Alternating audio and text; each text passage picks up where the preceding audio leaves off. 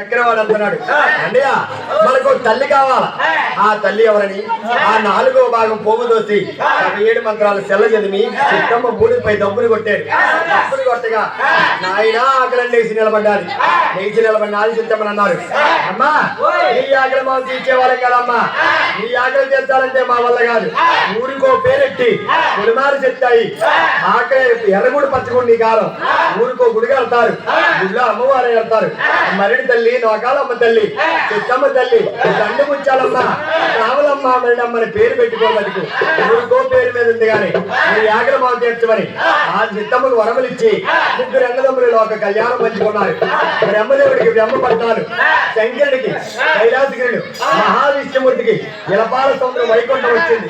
ఇలపాల సముద్రం వైకుంఠం రాగా 3 అన్నదమ్ములు కూడా లోక కళ్యాణం అందుకున్నారు. రా తల్లి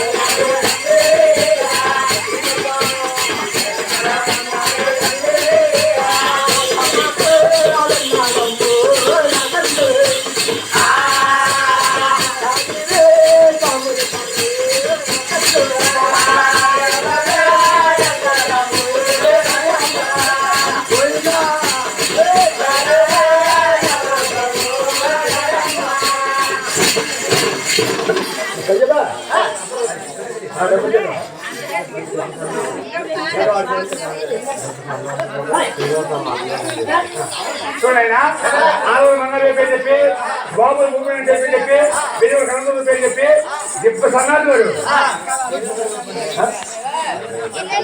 తిరువల మత్తూరు ఒక 10 జరుగుతున్నా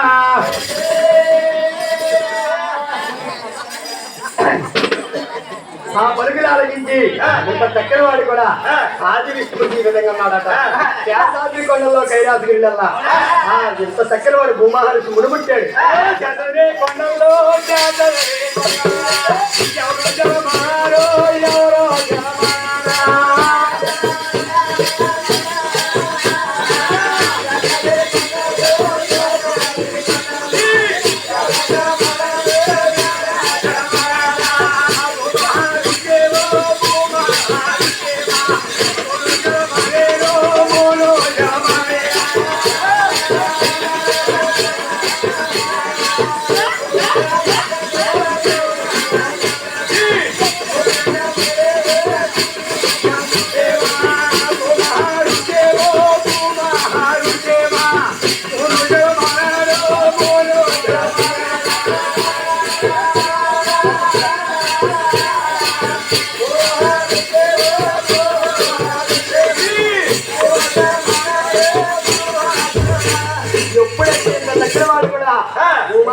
ముడుగుట్టాడు. ముడుగుట్టేవాడు ఇంత చక్కెరవాడు ముళ్ళంతా కలిసి యజ్ఞం పెట్టి యజ్ఞానికి మీద రాజులు వచ్చారు. వాళ్ళతో పాటు బ్రహ్మదేవుడు కొడుకు నారదుడు వచ్చాడు. వచ్చిన నారదుడు ఊరుకుంటున్నాడా మహావిష్ణువు యజ్ఞం పెట్టావు. యజ్ఞానికి మీద రాజులు వచ్చారు కానీ 3 అన్నదమ్ములు ఉన్నారయ్యా, 3 అన్నదమ్ములు రాలేదన్నాడు. ఎవరన్నాడు? బ్రహ్మదేవుడు, శంకరుడు, మహావిష్ణుమూర్తి అన్నాడు. 3 పేర్లు ఆలకించి ఇంత చక్కెరవాడు కూడా కుమారుడికి దానికల్లా నీరే కోపాలు వచ్చి రానికల్లా ఎత్తి కోపాలు వచ్చి బాబోను మనకి కుమారుడికి అందు పడగొడుతుంది కొల్లారం చేసి తీరిగా బయలుమవుతున్నాడు. చక్కెరవాడు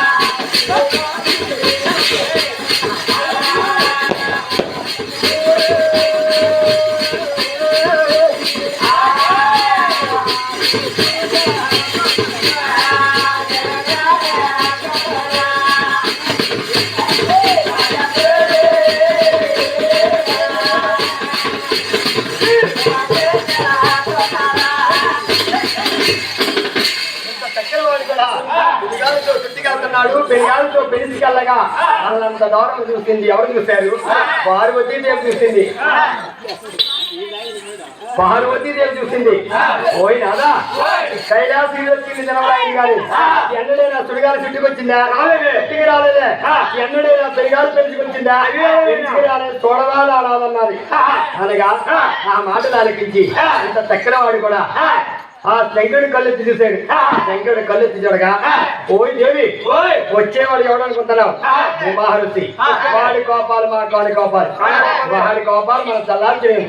వాడి పిలిచిన పలక్కుంటా నాట్యమాడమన్నాడు. పార్వతీదేవి నాట్యమాడమన్నాడు. నాట్యమాడగా